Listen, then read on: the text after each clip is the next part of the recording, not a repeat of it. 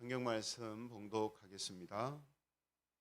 봉독할 말씀은 출애굽기 32장 1절에서 14절 말씀을 봉독합니다.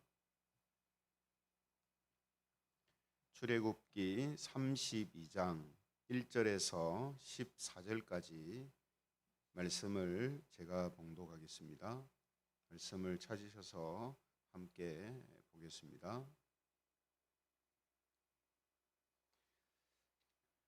출애굽기 32장 1절부터 봉독하겠습니다. 백성이 모세가 산에서 내려옴이 더딤을 보고 모여 백성이 아론에게 이르러 말하되 일어나라, 우리를 위하여 우리를 인도할 신을 만들라. 이 모세 곧 우리를 애굽 땅에서 인도하여 낸 사람은 어찌 되었는지 알지 못함이니라. 아론이 그들에게 이르되 너희의 아내와 자녀의 귀에서 금고리를 빼어 내게로 가져오라.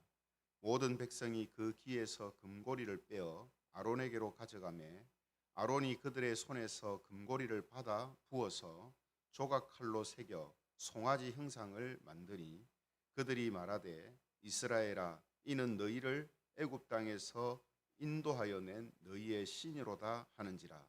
아론이 보고 그 앞에 제단을 쌓고 이에 아론이 공포하여 이르되 내일은 여호와의 절일이니라 하니 이튿날에 그들이 일찍이 일어나 번제를 드리며 화목제를 드리고 백성이 앉아서 먹고 마시며 일어나서 뛰놀더라. 여호와께서 모세에게 이르시되 너는 내려가라. 네가 애굽 땅에서 인도하여 낸 내 백성이 부패하였도다. 그들이 내가 그들에게 명령한 길을 속히 떠나 자기를 위하여 송아지를 부어 만들고 그것을 예배하며 그것에게 제물을 드리며 말하기를 이스라엘아, 이는 너희를 애굽 땅에서 인도하여 낸 너희 신이라 하였도다. 여호와께서 또 모세에게 이르시되 내가 이 백성을 보니 목이 뻣뻣한 백성이로다. 그런즉 내가 하는 대로 두라. 내가 그들에게 진노하여 그들을 진멸하고 너를 큰 나라가 되게 하리라.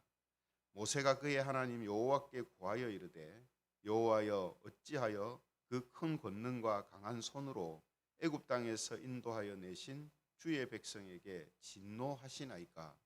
어찌하여 애굽 사람들이 이르기를 여호와가 자기의 백성을 산에서 죽이고 지면에서 진멸하려는 악한 의도로 인도해내었다고 말하게 하시려 하나이까?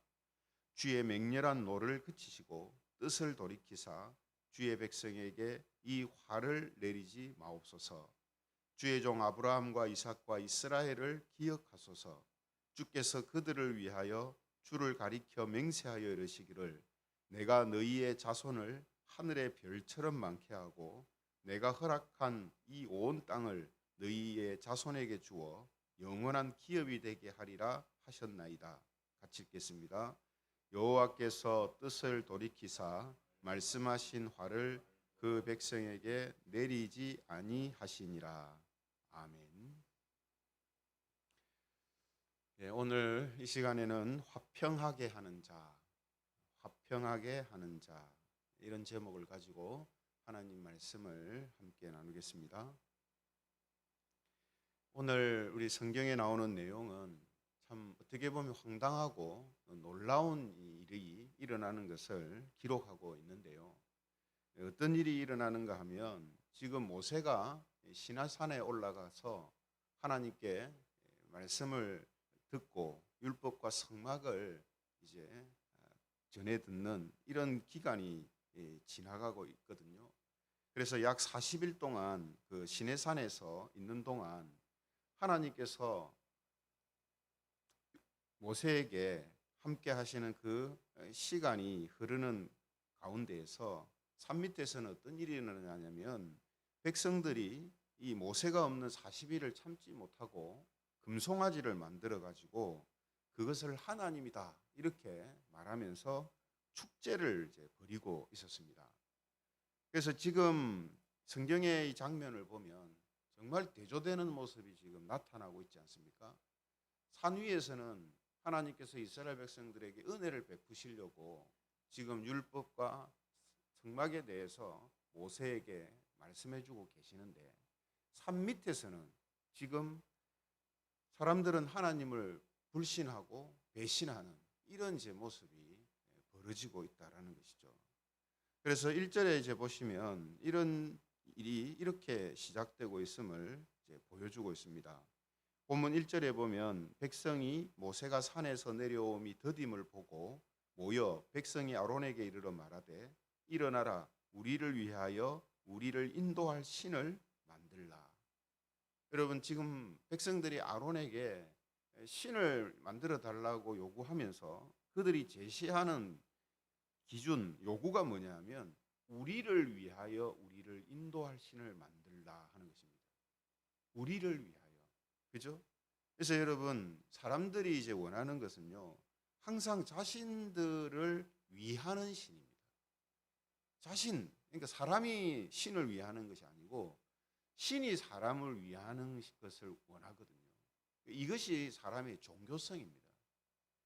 그래서 사람들이 만들어낸 종교는요. 전부 어떤 성격을 가지고 있냐면 항상 사람들을 위하는 신만 제시합니다.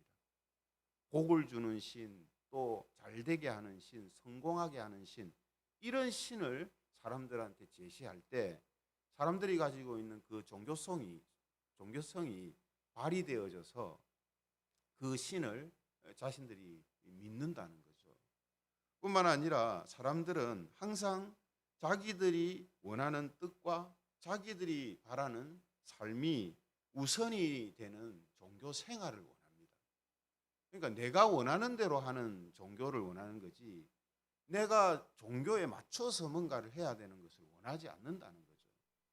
그래서 오늘 이스라엘 백성들이 신을 만들라라고 요구를 하면서 우리를 위하여 우리를 인도할 신을 만들라 하는 이런 표현이 바로 사람들이 가지고 있는 종교성을 말하는 겁니다. 그리고 또 다른 면은 뭐냐면요. 지금 이스라엘 백성들은 어떤 면에서 보면 자기들이 원해서 애굽에서 지금 나온 게 아니고 하나님께서 그들을 인도하셔서 지금 나오게 되었잖아요. 그러니까 지금 이 자체도 이스라엘 백성들은 자기들 속에서 불만이 있었던 겁니다.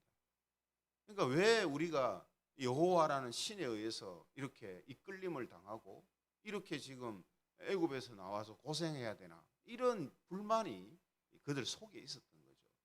그래서 자기들이 원하는 뜻대로 해주는 신을 만들어 달라 이렇게 지금 아론한테 요구를 하고 있는 겁니다. 그래서 아론은 사람들에게 가지고 있는 금을 내놓으라 해가지고 금송아지를 만들어서 이것이 바로 이스라엘을 애굽에서 인도해낸 신이다라고 제시를 이제 하게 되죠.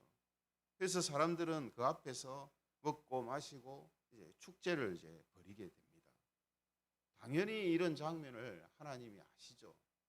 그래서 모세에게 이런 상황을 이야기하시면서 하나님께서는 이스라엘을 심판하시고 모세로부터 새롭게 나라를 세우시겠다라고 말씀을 하시거든요.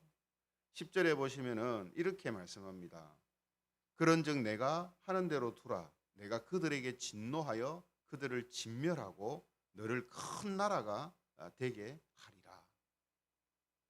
지금 하나님께서도 어떤 면에서 보면 상당히 화를 내고 진노하고 계시는 것을 볼 수가 있죠. 그죠? 그러니까 지금 그동안 애굽에서 하나님께서 이스라엘을 구원하기 위하여서 많은 시간들을 보내셨는데 지금 그 이스라엘을 진멸하고 새롭게 나라를 시작하겠다라고 하시니까 지금 이 일이 하나님 보실 때에도 상당히 잘못된 일을 하고 있는 것이죠. 하나님께서 이렇게 말씀을 하시니까 모세가 어떻게 합니까? 하나님을 만류하면서 그렇게 하시면 안 되는 이유 3가지를 말합니다. 하나님께서 이스라엘을 진멸하시고 새롭게 나라를 시작하면 안 되는 이유를 이야기한다는 거죠. 그 3가지 이유가 뭐냐면요. 첫 번째 이유는 하나님의 주권과 관련된 이유입니다. 그래서 본문 11절에 보면 그 내용을 이야기하고 있습니다. 11절에 보면요. 모세가 그의 하나님 여호와께 구하여 이르되 여호와여 어찌하여 그 큰 권능과 강한 손으로 애굽 땅에서 인도하여 내신 주의 백성에게 진노하시나이까. 그러니까 지금 하나님께서 하나님의 주권을 가지고 이스라엘 백성들을 구출해 냈잖아요. 근데 그 구출해낸 이스라엘 백성들을 진멸하게 되면 결국 하나님께서 하셨던 그 주권적으로 하셨던 그 일이 결국은 잘못된 것이고 실패한 것이 되어버린단 말이죠. 그죠? 그래서 모세는 그렇게 하시면 안 된다. 그렇게 하시면 하나님의 그 주권이 땅에 떨어지게 된다. 이렇게 지금 이야기를 하고 있는 것입니다. 그리고 두 번째 모세가 만류하는 이유가 뭐냐면 하나님의 영광과 관련된 일입니다. 그래서 12절에 이제 보시면요. 이렇게 이야기를 합니다. 어찌하여 애굽 사람들이 이르기를 여호와가 자기의 백성을 산에서 죽이고 지면에서 진멸하려는 악한 의도로 인도해 내었다고 말하게 하시려 하나이까. 그러니까 지금 하나님께서 이스라엘을 애굽에서 구출한 것은 그들을 죽이려고 하는 것이었다. 그러니까 못되고 나쁜 신이다. 이렇게 애굽 사람들이 말한다는 거죠. 결국 하나님의 영광이 실추되는 이런 일이 생긴다는 겁니다. 그래서 첫 번째 하나님의 주권과 관련된 것은 뭐냐 하면 하나님께서 어떤 면에서 그 뜻을 좀 변덕스럽게 이렇게 했다 저렇게 했다 하는 그런 분으로 비춰질 수 있고, 두 번째는 하나님께서 이스라엘 백성들을 구출하신 것이 그들을 죽이려고 한 것이다라고 하나님의 이름과 영광이 사람들에게 오해될 수가 있다라는 것을 지금 이야기를 하는 것입니다. 그리고 세 번째 모세가 드는 이유가 뭐냐면 하나님의 약속과 관련된 이유입니다. 그래서 13절에 보시면은 이렇게 이야기를 하죠. 13절에 보면 주의 종 아브라함과 이삭과 이스라엘을 기억하소서. 주께서 그들을 위하여 주를 가리켜 맹세하여 이르기를 내가 너희의 자손을 하늘의 별처럼 많게 하고 내가 허락한 이 온 땅을 너희의 자손에게 주어 영원한 기업이 되게 하리라 하셨나이다. 아브라함과 이삭과 야곱 같은 믿음의 조상들한테 하나님이 하신 그 약속이 결국은 취소되고 실패하게 된다는 거죠. 그래서 이 세 가지 다 무엇과 관련이 있냐면 하나님의 그 영광과 하나님의 이름, 그것이 실추될 수 있습니다라고 지금 모세가 이야기를 하는 것입니다. 그래서 결국 모세의 이야기를 들으시고 하나님께서는 어떻게 하셨댔습니까? 14절에 보면 뜻을 돌이키사 말씀하신 화를 그 백성에게 내리지 아니하시니라. 그 뜻을 돌이키셨다는 거죠. 그런데 여러분, 이 사건을 보면서 뭔가 좀 찜찜하지 않습니까? 뭐가 찜찜하냐면요, 지금 구도를 한번 보세요. 이스라엘 백성들이 지금 잘못하고 있습니다. 그런데 그런 이스라엘을 향하여서 하나님은 화를 내고 계세요. 그런데 모세는 어떻게 합니까? 화를 내시는 하나님을 진정시키고 하나님의 뜻을 돌리게 해요. 여러분, 이것만 보면요, 지금 하나님보다 모세가 오히려 더 나은 존재로 지금 그려지고 있잖아요. 맞잖아요, 그죠? 하나님은 반대로 어떻습니까? 모세가 말하는 것도 생각 못하고, 모세가 지금 이유를 드는 것이 다 하나님하고 관련된 거잖아요. 근데 하나님은 마치 그것도 생각하지도 못하고 막 화가 나가지고 지금 이스라엘 백성들을 죽이려고 하는 그런 신으로 지금 그려지고 있잖아요. 그러니까 이 장면만 보면 어떻게 보면 하나님이 지금 모세보다 더 못한 겁니다. 모세가 오히려 하나님을 진정시키고 화를 내시고 하시면 안 되는 이유를 막 설명하면서 다독거리고 있는 것처럼 그렇게 성경이 기록하고 있다라는 것입니다. 그러나 여러분, 하나님이 그런 분이 아니시잖아요. 그죠? 하나님이 뭐 모세보다 더 성격이 급하고 모세보다 생각을 못하고 그런 분이 아니시잖아요. 근데 왜 성경이 지금 이런 것을 기록하고 있고 하나님은 지금 모세에게 이런 모습을 지금 보이고 계시느냐 하는 겁니다. 그 이유는요. 모세의 이 중보를 드러내시기 위해서입니다. 중보. 그래서 지금 출애굽기 32장에서 가장 중요한 것은 이스라엘 백성들의 어떤 잘못함도 아니고요. 또 하나님께서 뭐 화를 내셨다 하는 것도 아니고요. 모세의 중보입니다. 중보. 이걸 드러내기 위해서 지금 또 이것이 드러나기 위해서 지금 산 밑에서는 금송아지를 만들어서 하나님이라고 섬기는 우상숭배를 하고 있는 거고요. 하나님은 거기에 대해서 막 화를 내시고 진노하시는 모습을 보여주시는 거예요. 뭐를 지금 드러내려고요? 모세의 중보를 드러내기 위해서.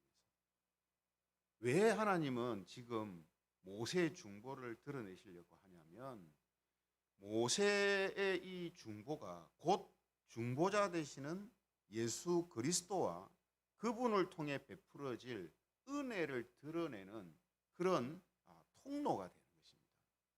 간단히 이야기하면 중보자 되시는 예수 그리스도를 이 시점에서 하나님께서 드러내시려고 이런 이제 상황 속에서 하나님께서 모세의 중보가 드러나게 하신 거다라는 겁니다.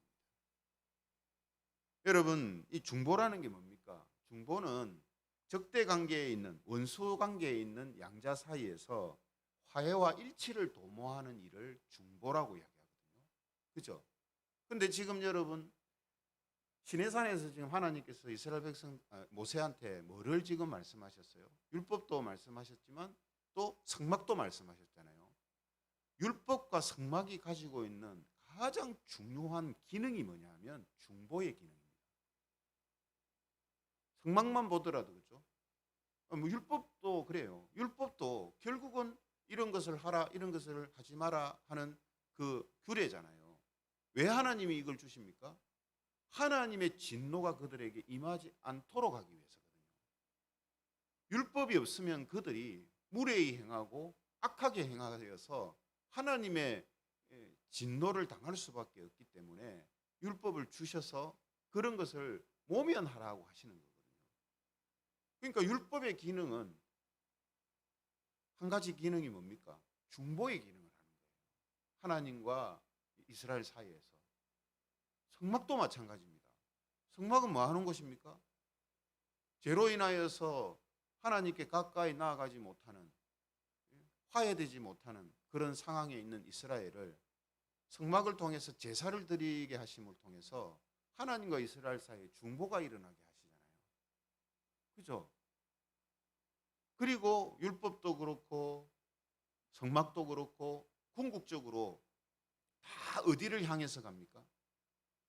중보자 되시는 예수 그리스도를 향하여서 가고 있잖아요. 그죠? 그러므로 율법과 성막에 대해서 하나님이 40일 동안 모세에게 말씀하셨지만 그 율법과 성막에 있어서 가장 중요한 요소가 뭐냐면 이 중보의 요소라는 거예요. 이 중보의 요소를 지금 모세를 통해서 지금 드러내시는 겁니다. 나타내시는 거예요. 이런 의미에서 디모데전서 2장 5절에 보면 이런 말씀이 있습니다. 디모데전서 2장 5절에 보면 하나님은 한 분이시요 또 하나님과 사람 사이에 중보자도 한 분이시니 곧 사람이신 그리스도 예수라. 여러분 우리가요 이런 본문을 우리가 오해하면 안 됩니다. 지금 모세가 이렇게 중보를 했으니까 하나님과 사람 사이에 모세가 중보할 수 있는 그런 사람이나 존재나 위치라고 그렇게 강조해서는 안 됩니다. 사람은 하나님과 사람 사이에서 중보할 수 있는 존재가 없어요. 하나님과 사람 사이에 중보할 수 있는 분은 예수님밖에 없습니다. 그래서 오늘 본문에 뭐라고 했습니까? 하나님과 사람 사이의 중보자도 딱 한 분이다. 그분이 누구냐? 사람이신 그리스도 예수라. 예수님만이 하나님과 사람 사이의 중보자가 될 수 있어요.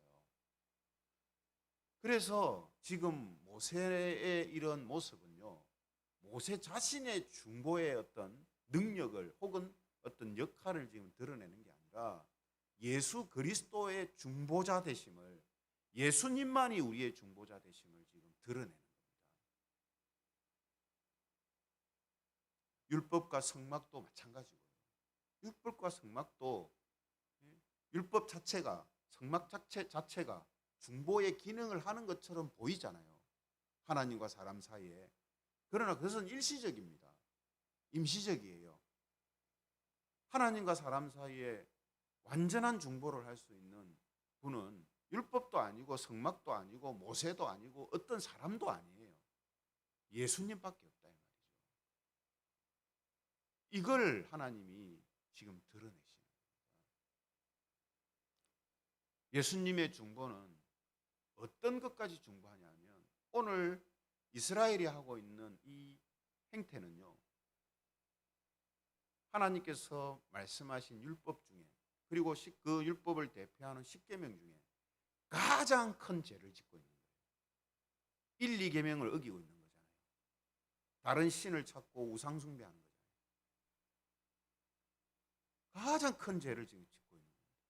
그런데 모세의 중보에 의해서 하나님은 그것을 어떻게 하세요? 용서하시고 넘어가십니다. 이건 모세의 중보가 능력이 있고 모세가 똑똑하다고 지금 말하는 게 아니라 예수님의 중보가 바로 이런 성격을 갖고 있다는 것을 우리에게 보여주시는 거예요. 아무리 우리가 혹은 아무리 사람들이 잘못하고 큰 죄를 짓고 율법을 범했어도 예수 그리스도를 중보자 되심을 믿고 그 중보자 되시는 예수님을 의지하여서 하나님께 나오는 자들은 용서받을 수 있고 하나님의 진노가 넘어갈 수 있다는 것을 보여주시는 거라는 거죠. 그렇기 때문에 우리가 이런 부분들을 바르게 잘 이해해야 됩니다. 그렇지 않으면 앞서 말씀드린 것처럼 하나님은 모세보다 뭔가 못하고 편협하고 화를 막 내고 하는 이런 신으로 이 오해를 한단 말이에요. 그러나 그렇지가 않다는 것입니다. 그리고 여기에서 한 걸음 더 나아가 중요한 게 뭐냐면요, 예수님의 그 중보하심을 통하여서 하나님과 화목된 사람들은 역시 세상 속에서 예수님의 모습 그리고 모세처럼 중보자의 모습으로 살아간다는 거예요. 하나님과 사람 사이에 중보자의 역할을 다 할 수는 없지만 세상 속에서 하나님과 사람 사이, 사람과 사람 사이, 또 사람과 만물 사이에서 이 화목케 하는, 화평케 하는 역할을 하면서 살아가게 된다는 거예요. 성도들이. 그래서 마태복음 5장 9절에 보면 이렇게 예수님께서 말씀하시죠. 마태복음 5장 9절에 보면 화평하게 하는 자는 복이 있나니 그들이 하나님의 아들이라 일컬음을 받을 것이요. 화평하게 하는 자, 중보자잖아요. 중보하는 역할을 하는 사람이 화평하게 하는 자잖아요. 그들이 바로 하나님의 아들이다 이렇게 이야기하는 겁니다. 왜 이렇게 나타납니까? 예수님의 중보, 예수님의 화평을 경험했기 때문에 세상 속에서 이런 모습으로 사는 거예요. 따라서 여러분, 산상수훈에서 말하는 팔복 있잖아요. 팔복, 8가지 복을 받은 사람들의 모습은요, 그냥 사람들에게서 저절로 나오는 모습이 아니라 예수 그리스도의 모습이에요. 그 모습이 예수님을 통해서 나타나는 모습입니다. 그것을 경험하고 그것을 본 사람들이 바로 성도들이기 때문에 예수님의 그 모습이 성도들을 통해서 나타나는 거예요. 그러나 예수님처럼 그런 어떤 역할들을 완전하게 할 수 있는 건 아닙니다. 사람이 그런 일을 할 수는 없어요. 사람과 사람 사이에 화목해 하는 일들은 할 수가 있지만 하나님과 사람 사이를 화평하게 하는 일은 할 수가 없어요. 그래서 우리가 특히 전도하는 부분에 있어서 하나님께 우리가 기도하고 매달리는 이유가 뭐냐면, 전도라는 것은 하나님과 사람 사이의 화평이 이루어지는 거거든요. 이건 사람의 말재주로 되는 게 아닙니다. 그래서 우리는 하나님께 전적으로 기도하는 이런 모습을 우리가 보이고 또 가지고 있는 거죠. 그래서 오늘 이 말씀을 우리가 보면서요, 예수님께서 바로 하나님과 사람 사이를 중보하신다라는 것을 드러내고 나타내시기 위해서 이 모세의 중보하는 모습을 지금 하나님께서 보여주고 계시고 또 우리에게 기록으로 남겨 주셨다라는 이 사실을 우리는 꼭 기억해야 됩니다. 그래야 하나님을 우리가 오해하지 않아요. 그죠? 그리고 뿐만 아니라 한 걸음 더 나아가서 예수님의 그 중보하심, 화목해 하시고 화평케 하심을 경험한 성도들은 이 땅에서 역시 화평하게 하는 자들로, 화목하게 하는 자들로 살아가게 된다라는 사실, 살아야 한다는 사실, 이것을 우리가 오늘 말씀을 통해서 꼭 기억하기를 원합니다. 그래서 오늘 하루 우리가 세상 속에서 살아갈 때에도 화평하게 하는 자, 화목하게 하는 자로 살아감을 통해서 그 모습 자체만으로도 예수 그리스도의 중보로 하나님의 백성이 된 자들이다라는 사실이 드러나고 또 증거하며 하나님과 사람 사이, 사람과 사람 사이, 사람과 만물 사이에서 이러한 역할들을 작게나마 감당해 나가는